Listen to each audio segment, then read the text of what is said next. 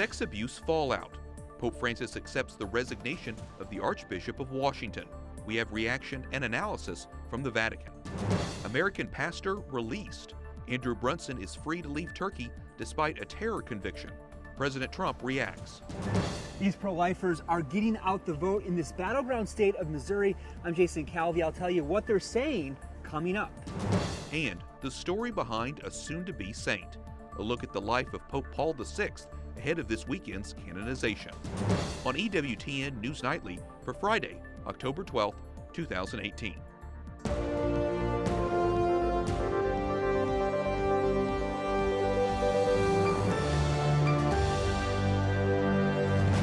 Good evening from Washington, D.C., and thank you for joining us for News from a Catholic Perspective. I'm Wyatt Goolsby, in for Lauren Ashburn. Amid a historic sex scandal rocking the Church in the United States, Pope Francis accepts the resignation of a prominent American cardinal.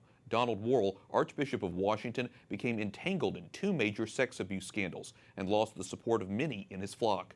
He is the highest-ranking church leader to step down after his predecessor, Theodore McCarrick, was forced to resign as cardinal over allegations of sex abuse. We go now to Rome for more from our Vatican correspondent, Juliet Lindley. Juliet, what did the Pope say about the resignation? In a letter to Wuerl, Wyatt, Pope Francis praises the cardinal. The Holy Father says his resignation is a sign of Wuerl's docility, and Francis says he's proud of the way he has handled himself, and he thanks Wuerl. Many are asking who will replace him. Now, the Vatican has named no replacement yet. Wuerl's office said he's been asked to stay on in a temporary capacity until a new archbishop is found. The decision came, Wyatt, after months of Wuerl initially downplaying the scandal and insisting on his own good record. The cardinal submitted his resignation, as you'll remember, to Francis nearly 3 years ago when he turned 75, the normal retirement age for bishops. But Francis kept him on, as popes tend to do with bishops and cardinals who are in good health and under the age of 80. How is the Vatican reacting to the announcement, and have we heard from Cardinal Wuerl himself? Vatican spokesman Greg Burke addressed the issue today. He reiterated the Holy Father's call for unity. Let's listen to what he had to say. Cardinal Wuerl presented his resignation today. The Pope accepted it. This is about moving forward. That's a phrase Cardinal Wuerl used last month before coming to Rome. It's important because it's important for the unity of the Church, and unity means everything in terms of the Church fulfilling its mission. So as you heard, Wyatt, the Vatican is trying to look ahead to the future, and in a letter released shortly thereafter, Cardinal Wuerl also expressed the need to focus on healing and the future. He said he was sorry. He asked for healing for all those so deeply wounded at the hands of the Church's ministers, and he begged forgiveness on their behalf from the victims of abuse. Wuerl concluded the letter saying, quote, "Like all serious wounds, healing takes time, care, attention, and love," and that he prayed for new life and healing for the Church. Cardinal Wuerl came under fire in the wake of two sex scandals. Remind us what they were. Indeed, a grand jury in Pennsylvania issued a report in August on rampant sex abuse in 6 dioceses. In a 900-page document, Wuerl is accused of helping to protect some predator priests while he was Bishop of Pittsburgh from 1988 to 2006. Simultaneously, Wuerl faced widespread criticism over his insistence that he knew nothing about years of alleged sexual misconduct by former Cardinal Theodore McCarrick. Now, Wuerl has not been charged with any wrongdoing, but he was named numerous times in the grand jury report, which details instances in which he allowed priests accused of misconduct to be reassigned or reinstated, Wyatt. A report many here in the United States have been very concerned about. Juliet Lindley, EWTN News Nightly Vatican correspondent. Thanks so much. Thank you, Wyatt. Coming up later in the newscast, we will have analysis on the resignation from Father Raymond D'Souza of the National Catholic Register. After nearly 2 years on trial in Turkey, an American pastor is finally free. A Turkish court released evangelical pastor Andrew Brunson today. President Trump pushed for Brunson's release and says he will soon be home. White House correspondent Mark Irons reports. Good evening, Mark. Good evening, Wyatt. The bipartisan push to free Pastor Andrew Brunson has finally paid off. President Trump has been working closely with the State Department and U.S. lawmakers to convince Turkey to release Brunson, and today they did. Video captures the moment Pastor Andrew Brunson was driven out of a Turkish prison. The court inside convicted the American pastor on terror-related charges, but set him free. Also on hand, Brunson's wife, ready to welcome him home. Turkey decided Brunson could be released from house arrest and allowed to leave the country. President Trump sent a series of tweets today praising the good news. In one case, writing in all caps, "Pastor Brunson just released. We'll be home soon." He isn't the only one celebrating. I talked to Johnny Moore, a commissioner with the U.S. Commission on International Religious Freedom. This is a great day for all Americans. I mean, this is someone that we have prayed for. He's an American citizen. And Moore applauds the Trump administration for securing Brunson's release. When something like this happens, it doesn't happen accidentally. It happens because of strategic foreign policy decisions that are made to produce a certain outcome. And this administration decided, of the 1,000 things going on in the world, that one thing that was going to be a priority was the fate of this pastor, this American citizen. Another USERF commissioner, Tony Perkins, traveled to Turkey to deliver a message of support from the White House. Perkins says the prayers of thousands were answered today when Pastor Brunson was released, and it brings hope to those around the globe who are being persecuted because of their faith. For his part, Brunson once told the court after years of ministry in the country, "I love Jesus, I love Turkey." The country's imprisonment of him strained relations with the U.S. and contributed to U.S. sanctions on Turkey. Larry, I asked President Trump's chief economic advisor if additional tariffs imposed on Turkey would now be relaxed. There will be discussions, that's all I can say. I don't want to get ahead of the story. All things being discussed, that's all I can say. Ever since Turkey accused the North Carolina pastor of terror-related charges, a bipartisan group of U.S. senators has also been pushing for his release. Vice President Pence says he and the Second Lady look forward to welcoming Pastor Brunson and his courageous wife Noreen back to the USA. Wyatt? Mark, how soon could that happen? When could we see a homecoming? Well, this is a developing story. Pastor Brunson's trip to the U.S., it could be imminent. We'll provide updates on our EWTN News Nightly Twitter page. Wyatt? Okay, and we'll be following that. White House correspondent Mark Irons reporting. Thanks, Mark. In just 25 days, Americans across the country will vote in the midterm elections. Control of Congress is at stake, and one of the closest Senate races is in the state of Missouri. That's where we find correspondent ytsync-en talking with pro-life teens on a mission. Well, you know, this is grand. The countdown to Election Day in Battleground, Missouri is on, where every knock could mean a vote. My name is Kurt and this is Isabel. These high school seniors are drumming up pro-life votes. Missouri went deeply red in 2016, except for 3 areas: St. Louis, Columbia, and Kansas City. In this year's Senate matchup, the polls are tied between Democratic Senator Claire McCaskill and Missouri Attorney General Republican Josh Hawley. I'm sure you're aware Senator Claire McCaskill is very pro-choice. Can we count on you to vote for Josh Hawley as the pro-life candidate? Yes. Kurt Hufker is a senior at St. Mary's Catholic High School in St. Louis. He's knocked on 920 doors in this swing state since June, pounding the pavement for Hawley. So I'm against all abortion. Basically, life starts at conception. That's when the zygote actually has its own unique DNA. It's the only logical place to actually philosophically believe that that's when life starts. And if you concede that that is a life, then why are you killing it? Planned Parenthood endorses Claire McCaskill, a Catholic herself. She's voted against the 20-week ban on late-term abortions. Claire McCaskill has 34 of these field offices across the state, including this one in St. Charles. We've repeatedly asked for an interview with the senator, but her campaign hasn't responded. She is crisscrossing the state, meeting with voters, talking about her key issues. And according to our EWTN poll, the most important issue for Catholic voters is health care, and she's sure making that a major issue. Everyone has pre-existing conditions. Josh Hawley's lawsuit will take away the protection they currently have in the law. These teens say the choice is clear. They're urging people in the St. Louis suburbs to vote for Hawley. What's been the reaction as you knock on the doors? It's kind of mixed. Registration to vote ended this week in Missouri, and Election Day is almost here. These young people hope their work leads to victory for pro-life candidates. In St. Louis County, ytsync-en, EWTN News Nightly. Washington's Supreme Court strikes down the death penalty. The state's governor applauds the decision to do away with capital punishment permanently. Washington State is now among a growing number of states that has eliminated this costly and capricious sentencing program of capital punishment. In their unanimous decision, the justices called capital punishment racially biased. The executive director of the Catholic Mobilizing Network says the ruling is a victory for life. Washington is the 20th state to eliminate the death penalty. Earlier this year, Pope Francis strengthened church opposition to capital punishment. At least 13 people are dead from Hurricane Michael, and officials say the death toll is expected to climb. The storm is the strongest to hit the U.S. mainland in nearly 50 years. It brought heavy rain and winds from Florida to Virginia. Turkey claims to have proof a missing Saudi Arabian journalist was murdered inside the Saudi consulate in Istanbul. That's according to the Washington Post, who reports Turkish officials telling American investigators they have audio and video evidence suggesting Jamal Khashoggi was killed and dismembered. He was a contributor for the paper and has been missing since October 2nd.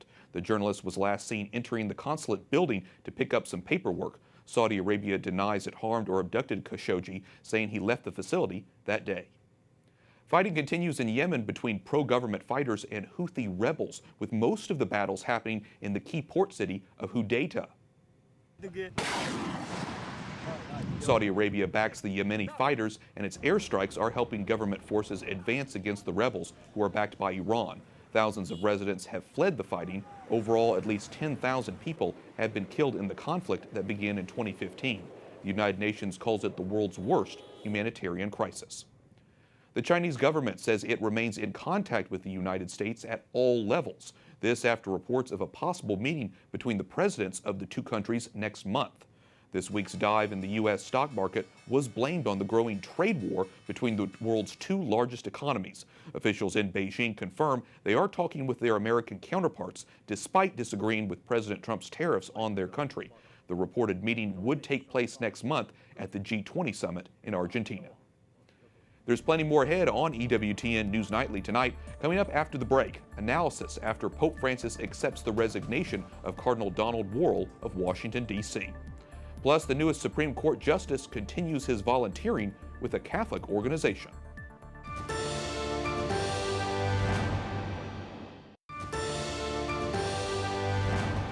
Welcome back. I'm Wyatt Goolsby, in for Lauren Ashburn. As you heard earlier in the newscast, Pope Francis accepted the resignation of embattled Cardinal Donald Wuerl. The 77-year-old was under scrutiny for his handling of clergy abuse allegations when he was Bishop of Pittsburgh. Joining us now is Father Raymond D'Souza, contributor to the National Catholic Register, owned, of course, by EWTN. Father, as you know, Cardinal Wuerl has been under scrutiny since the McCarrick scandal. Why did it take so long for the Pope to accept Wuerl's resignation? Well, I mean, he offered it 3 years ago as per usual, but he was thought to stay in office probably till he was 80. He asked on September 21st after a rough summer in Washington. I think that it was unexpected.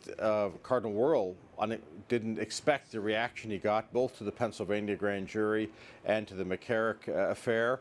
The Pope had asked him in August to check with his priests to see what they thought. He did that in early September. He came back to Rome and then asked the Holy Father to accept his resignation. So it's, it's been a few weeks, but, given where Cardinal Wuerl was in June, when no one would have expected him to resign now, things did actually move fairly quickly after he met with his priests in early September. Pope Francis wrote a letter thanking Wuerl and praising him for his handling of the scandal. The Pope seems almost reluctant. What do you make of the Pope's response? Well, I think there's two things going on there. One is that though the Pennsylvania grand jury report did criticize the handling of some cases in Pittsburgh when Cardinal Wuerl was bishop there, his record, widely acknowledged throughout the church, is very good on sexual abuse. So the idea that he would have to resign over some cases almost 30 years ago, when his record since then has been very good, I think strikes some people, and I would include the Holy Father in that, as unfair. The Pope defended Wuerl on the sex abuse business, but the real reason for the resignation is actually about Cardinal McCarrick. Cardinal Wuerl insisted all summer he knew nothing about that until it became public. In the Archdiocese of Washington, amongst his priests and amongst the lay faithful there, that claim that he knew nothing about it was not widely believed, and that's really what cost him the credibility that led to this resignation. That's what caused him to lose confidence of the priests there. So I think the Pope's letter went out of its way to praise him on the sexual abuse because that record is actually pretty good, with the exception of those few cases almost 30 years ago. But that's not the real reason for the resignation. It has more to do with the Cardinal McCarrick affair. Well, in a commentary piece today, you say that Cardinal Wuerl lost the support of his priests. You alluded to that earlier. Was that a major factor in the resignation? The reason I wrote that is because Cardinal Wuerl came to Rome in August to tell the Holy Father what was going on in Washington, and should he continue. The Pope said to Cardinal Wuerl, this is public knowledge, that he should go back and consult with his priests, which Cardinal Wuerl did, I believe, on Labor Day, early September. And after that, the decision was taken and announced publicly in Washington that he was going to return to Rome, meet with the Pope, and ask him to accept his resignation. So that meeting with the priests was central, both in the account that Cardinal Wuerl gave himself and in the account of the meeting with the priests in early September. Cardinal Wuerl is the most prominent American church leader to fall since the scandal. Can we expect more bishops to step down? Cardinal Wuerl's an unusual position because he was actually a bishop 30 years ago. Most bishops don't have that long of a record, and if they came into office after the Dallas Charter, if they followed the Charter, they won't have these problems that Cardinal Wuerl did. So it's hard to say, but if there are bishops who did not follow the Dallas Charter after 2002, they will be expected to resign, I'm sure, quite quickly. And we should also remember that in 2011, Cardinal Regali, Justin Regali in Philadelphia, resigned. Very similar situation. There was a grand jury in Philadelphia that reported on him mishandling cases even after 2002, and that led to his resignation. So it could be others going forward, but we've already had one example of this already with Cardinal Regali in Philadelphia, but that's already 7 years ago. Okay, well, if it does happen, we'll continue to cover it, as well as National Catholic Register. Father Raymond D'Souza, contributor to the Register, thanks so much for talking with us. Thank you, Wyatt. There's more to come on our newscast tonight. Up next, how the Knights of Columbus are stepping up their help to men, women, and children who suffered persecution for their faith at the hands of ISIS. And Vatican correspondent Juliet Lindley is back to tell us about the life of Pope Paul VI, who will be declared a saint on Sunday.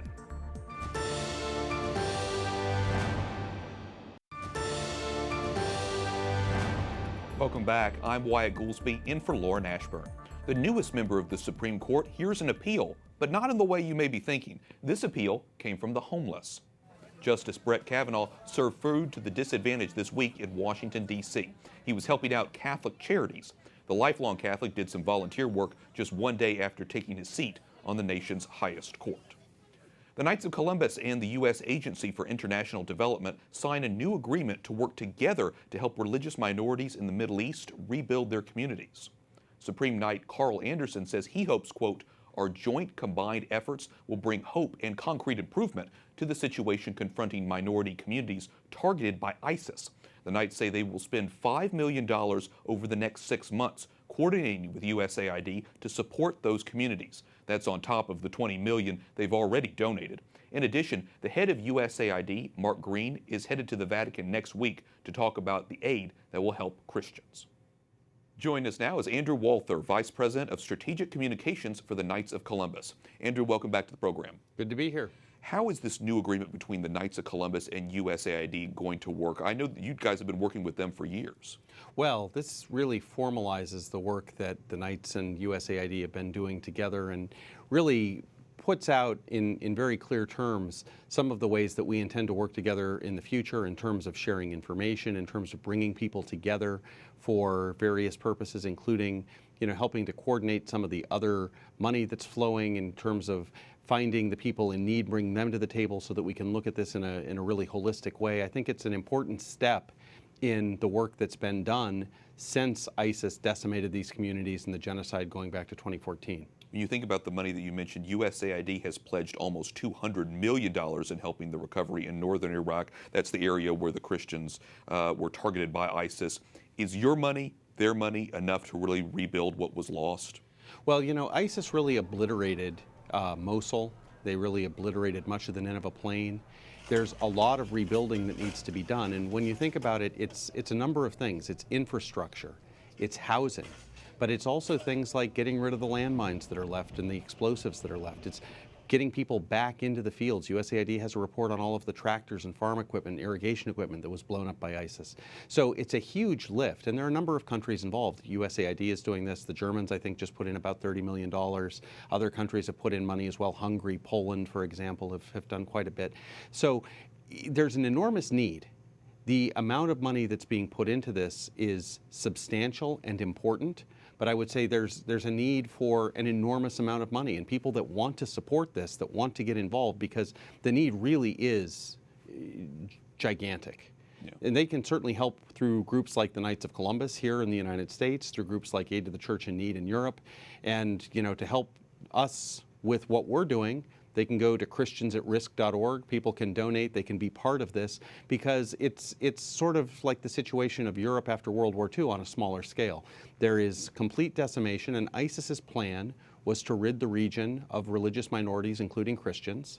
And this is an important step in preventing that ideological victory and keeping pluralism there in the Middle East, in a land where Christians have been for 2 millennia. One of the biggest challenges in the past has been getting the money directly to Christians. There's a lot of red tape has been going on. Do you think this new agreement will help sort of bypass the red tape and help get it directly to people who need it? Well, certainly I think this agreement allows the Knights of Columbus to spend money very flexibly, as we have in the past, and to get money directly to people there. I know USAID has been working through a number of their channels to get money directly to people, and also to do large-scale infrastructure projects, which are very important to bringing these towns and cities back online, hooked up to the grid, connected via roads, things like this. All of these pieces are important, and our hope is that working together, we can get all of the right pieces of this puzzle in place so that these folks can have a chance to rebuild their communities, not just survive, but in the long term, come back, thrive, and actually contribute as component members of Iraqi society and throughout the Middle East to really enrich their countries as they have for centuries and millennia. I know a lot of people are supporting the work that you do and obviously praying for you guys as well. Andrew Walther, Vice President of Strategic Communications for the Knights of Columbus, thanks so much. Thank you. And we thank the Knights of Columbus for their financial support of this program. The Pope, who was best known for his landmark document reaffirming church teaching on contraception, becomes a saint on Sunday. Tonight, Juliet Lindley tells us the life of Pope Paul VI. Giovanni Battista Montini was born in the northern Italian town of Concesio. His father was a lawyer, member of parliament, and political editor of a Catholic newspaper. His mother was involved in local church affairs. Fausto Montini is the future saint's nephew. His uncle Giovanni was a frequent guest at their home. Ever since he was a child, Fausto says, he sensed his uncle was a very special person, and as an adult, when he had a serious problem, he knew he could get his support.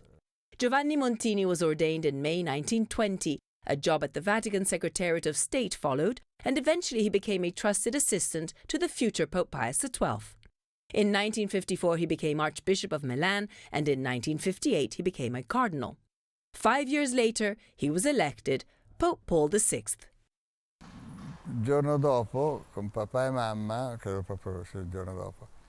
The next day, Fausto says, when he and his parents met Paul, the Holy Spirit had already changed the new pontiff. In 1965, he became the first pope to visit the United States. In a famous speech at the UN in New York, he extolled, "No more war, war, never again." Jamais plus la guerre, jamais plus la guerre. Pope St. Paul VI is best known for his papal document Humane Vitae, issued in 1968. It reaffirmed the Church's traditional teaching on marriage and rejected artificial birth control.